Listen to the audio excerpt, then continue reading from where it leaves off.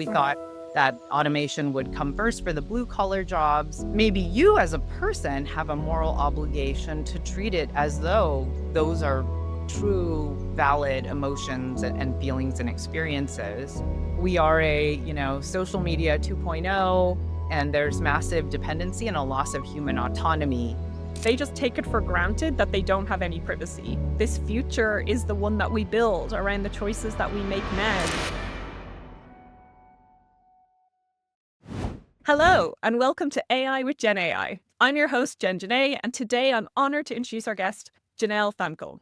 As Deputy General Counsel at Anthropic, a well-known frontier AI lab going through rapid scaling and growth, Janel drives legal strategy on AI. She helps Anthropic conduct cutting-edge AI R&D while navigating ethical and regulatory frontiers.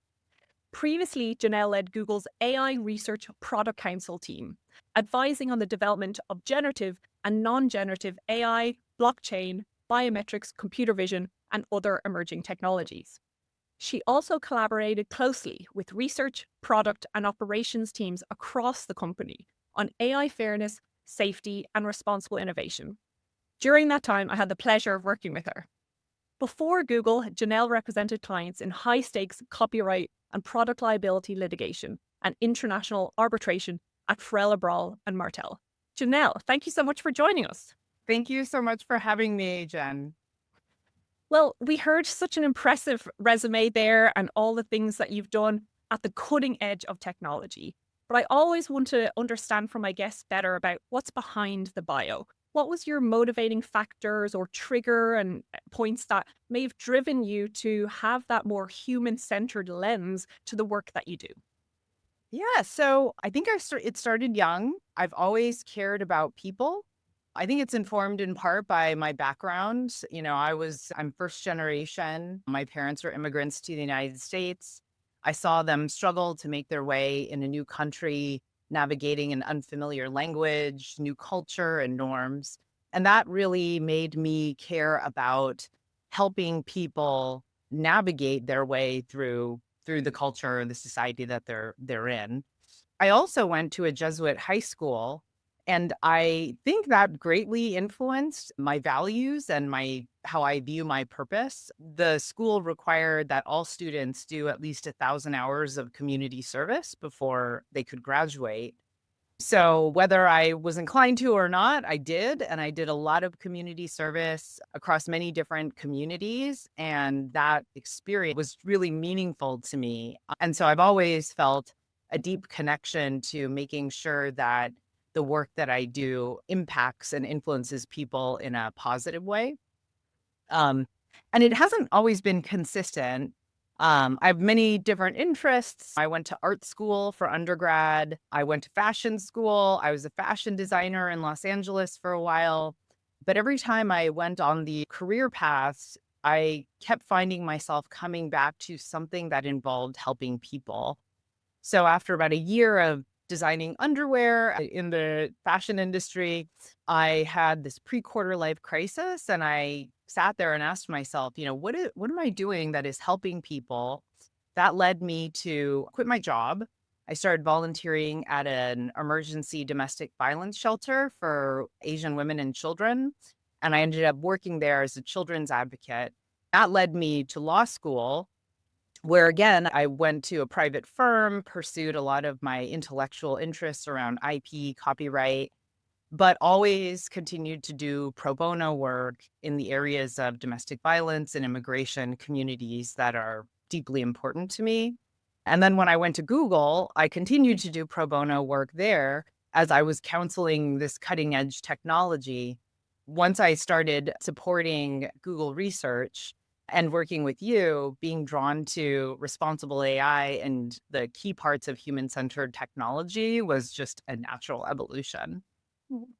Wow, thank you so much for sharing. Certainly a lot there. I didn't know about both the how, where, and the values you grew up and the cultural influence there, but also the fashion experience, going to art school. I think that will really resonate with some of our listeners who feel that there must be a very defined path into either responsible AI, the legal side of things, the operation side, the research, that you have to follow this linear path. And I think you show that no, bringing your lived experiences, bringing many different diverse viewpoints can really help augment the thinking around these technologies, that they are supposed to work for everyone. But if we don't have all these really rich experiences, then things can get really narrow. And that's when issues around unfair bias or otherwise can arise in these technologies. So thank you so much for sharing that. I think there's a lot there that our listeners will appreciate. And with that tying to then what this technology can do for people and what attracted you then to marry this experience, both lived experience as well as then as you moved into the legal field for AI technologies. What are the areas of AI that you see most shaping either the legal field or Anthropic? What are you seeing kind of the exciting new things? Where are we at in AI shaping the world? Yeah, I see massive transformation, also massive disruption across three main areas. One is labor and the way work gets done. The second would be economic systems, traditional economic systems, and the way we think about the value of labor. And then the third would be our relationship with all of the above. So labor, the economy, but also human experiences. Like, what do those mean now that computers can do some of those same things Mhm. as well, if not better than humans can? And it's a really, really interesting, complex, sometimes worrisome conversation that I have with some of my colleagues and other folks in this space. Starting with work, I think we're seeing a massive transformation around how work gets done. And the first professions and industries to be affected are actually not the ones that we thought would be affected first by automation. So we Right. thought that automation would come first for the blue collar jobs. In fact, we're seeing the knowledge work related jobs being impacted first. Those would be professions like the legal profession or finance, analysts. Even the creative industry is significantly impacted by this technology. So that's one aspect that was not something that I had predicted or thought would happen the way it has happened. And I think, I worry a lot about AI and what it's going to do to society. Let me back up. When a lot of people started talking about what AI was going to do for society, there was a very strong notion that this was going to herd us into this era of AI utopia. We would all not have to do the tedious menial parts of our jobs. AI would do that for us. And then we could spend our time exercising, spending time with loved ones, doing all the things that enrich us as people. While I do see some of that happening in some places, the main value recognition that I'm seeing right now, at least, seems to be in the form of cost savings. And that means labor reduction. You don't have to hire as many people because now you have AI doing all these things that people used to do. I do think that at some point, AI needs to unlock true meaningful value, either industries or types of work or opportunities that just couldn't have existed before I think that might be something in the form of the human AI collaboration, or it's got to do something really, really good for society, cure cancer, solve diseases, democratize access to resources, access to information. That I think is what we really need to see this technology do. Mm. And, I talk a lot about the things I worry about, but the flip side also is the positive. And I think the positive is the potential for this technology to democratize access to skills, to information, especially for communities that haven't historically had great access to high quality legal services or educational support. And I think there's an opportunity to basically reskill the entire workforce. We're doing it at Anthropic. I'm doing it at Anthropic. Now we have the ability to vibe code. And some of my colleagues who are lawyers who've never coded in their lives are able to build amazing applications that they're using in their personal lives to help loved ones who are going through medical issues. It's pretty incredible what the technology is allowing us to do. And I think the path towards further AI integration means that every person is going to become their role plus engineer. So, I'm going to be a lawyer engineer. There's going to be a doctor engineer. There's going to be a, author engineer. And that is, that would be these professions and industries harnessing the power of AI rather than this idea of stepping aside and being fully replaced by it. Yeah. And I love that as well, because I do feel that this labor conversation has certainly evolved even over the past couple of years. That a few years ago, when I was having these conversations, especially with trade unions, come to my mind about people being scared about this. Well, now it's lifelong learning, and people kind of get scared when they're like, oh, I have to learn the whole time. But the vision at that stage was essentially certain jobs would be gotten rid of and eliminated, and you would have to move to whole new jobs. And that's scary to people.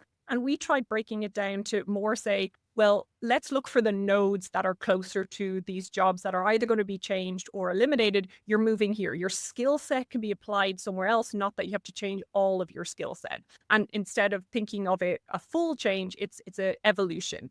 And I think we're closer with that, as you say, with generative AI in particular, this vibe coding and things like that, where it's about augmenting existing areas, augmenting those skills that, yes, the job will change. So are you changing with it without it feeling like I have to become a whole new person, a whole new job? It's more, how do I use this technology to improve my skills and kind of align with this new AI future? And we were talking with another guest the other day about how building this confidence and comfort with the technology can start small. I love that you're saying that you're using it yourself, your colleagues are using it. I don't want people to be scared and not use it at all. There are risks, but it's about understanding how to mitigate those risks and build guardrails. I think that's really useful how you describe that, yes, labor will go through change. You're concerned yourself, but there's ways of mitigating some of that concern, keeping control through those changes as well. But sometimes we need some additional help. And so my next question is focusing on, what are the ethical or regulatory challenges that either hinder our ability to be more human autonomous in this future? Or what are the ethical regulatory gaps that we're not addressing right now? Tell us a bit of your thinking, obviously as a legal expert in this space. Where are you seeing some of those regulatory challenges? Yeah, I think so. Certainly, the legal and regulatory issues that are pervasive in the landscape and the discourse right now are rooted in existing ways of thinking about creativity, privacy, ownership of content, value or amount of human expression in order to qualify for some sort of, IP rights. I think that a lot of the concern powering the debates around copyright and privacy, the major key legal issues right now, I think the major underlying concerns are really fears tied to displacement of economic value on the one hand, but also a concern about the nation of humanity or what makes us human on the other. You heard this in one of the key copyright cases involving Meta right now. Kadri, the judge in a recent hearing, asked about, we're not worried about the Taylor Swifts, the market for the Taylor Swifts as a part of his fair use analysis. We're not worried about AI affecting the market for future Taylor Swift songs. But what about all of the Taylor Swifts who haven't come into existence yet? How does this technology not make it such that people will stop writing songs because AI will just do it for them? Mhm. And one, that's not exactly the right way you think about the legal analysis, but it reveals a deep concern about how this technology or these machines will reduce the ability or the need or the desire or the incentivization for human beings to do these things like create. I actually think that the solution is not trying to convince people that fair use is great or, hey, look how useful it's been in the past. I don't think that's really where the alignment is going to come from. But I think what AI labs, society, policymakers need to start doing is thinking about the economic impact for sure. And that is something that is broader than any particular industry. It crosses multiple industries. We need to figure out how human beings will find meaning and value and contribute in a world where our labor, the way our labor is valued economically, may change significantly. Mhm. And then on the other hand, we need to work on ways to ensure that what makes us human continues to flourish. How do we ensure that, how do we ensure the continued flourishing of human creative expression in a world where AI can do something similar? I was actually, and I don't think it's just related to the humanities or professions related to the humanities, but I was talking with a colleague who's a physicist, and he told me, part of what physicists love so much is the feeling of inventing or discovering something that nobody else has before. How do physicists continue to have that feeling of excitement and joy and fulfillment if machines can actually discover things 100 times faster, better than what humans have been doing?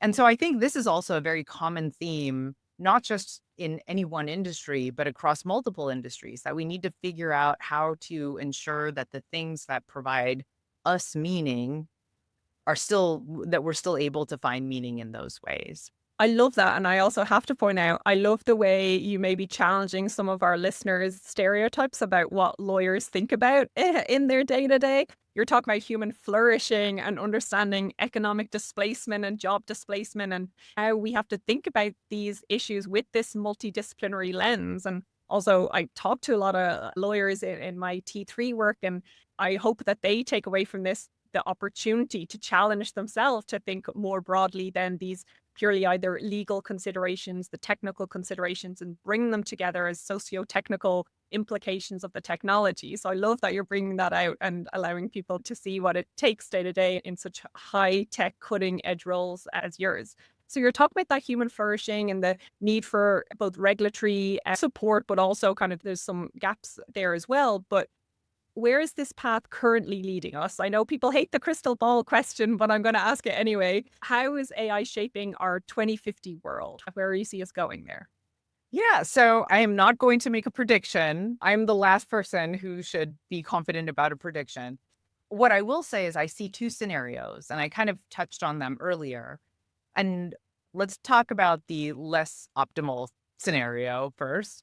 There's one scenario where we are not mindful as a society. Developers just race forward with producing this technology and sticking it into every surface they possibly can. Policymakers are behind the ball and thinking about how this will affect society and what government's role is in making this transition go well. And the general public is either completely refuses to participate in the discourse out of fear or just opposition to the technology, or latch onto it in ways that also aren't thoughtful or nuanced or aren't willing to think about the potential harm. So, one side of the spectrum or another, I don't think that's the right solution. But if a world like that exists, I think I'm very concerned about that world. I think we need to be very thoughtful about putting this technology in the hands of vulnerable populations. That includes children who are not yet able to understand the difference between a human and a machine and what those relationships mean. And vulnerable populations also includes not just people who have a mental health diagnosis, but also might be people in states of vulnerability. I think back to some of the reports I read during the pandemic where everyone was at home. There wasn't a lot of human interaction or contact. People got really lonely. I think people felt very isolated. If you are in a position like that and here's this machine that feels like a person, I can see a world where some maybe not so healthy relationships start to form because of an inability to understand like what is actually on the other side. There are some applications that I think we need to be very, very careful about, and we should be thinking not just about the common user, but the entire spectrum of people who might touch on this technology. So that's a world where that's the world I hope we are able to avoid. I actually was speaking the other day with some professors in higher education, and they are very concerned about their ability to teach young minds how to think cognitively or do critical thinking because students are now, whether transparently or secretly, using generative AI to write their papers. And while maybe people who have already learned critical thinking skills, this tool is just augmentative. It's makes things easier. I do worry about how we are going to teach people these skills if these tools and these technologies kind of bypass the need to learn those skills. So that is the world where I am very worried that we are social media 2.0, and there's massive dependency and a loss of human autonomy in how these technologies are deployed and put in the hands of people. To not be so negative, I also have a vision of a world that is far more positive, where this technology cures major diseases, improves quality of life across the globe, not just for Western societies or the societies that are building this tech, democratizes access to information and resources, improves access to justice and knowledge. And we usher into almost like technological renaissance where we are creating, discovering, developing, and advancing society in beneficial ways. That is the future I hope we have.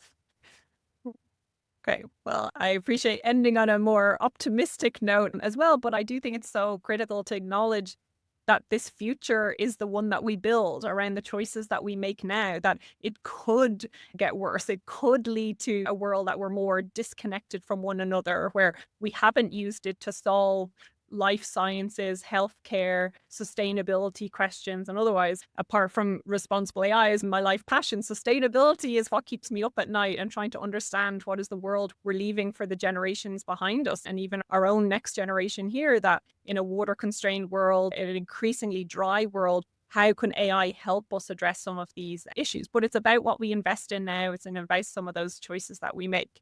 It also really resonates with me about your comment about education and how students either develop or atrophy their critical thinking skills or never learn it, depending on the age that they're developing it. It's not even about atrophy, it's that muscle was never developed. And my mother was an educator. And when I think about the way that she educated students and then the way the world looks now, and even me following them somewhere in the middle, that this concern about how to support the flourishing of human minds and their skills when this technology can take on so many different tasks and ways of doing things.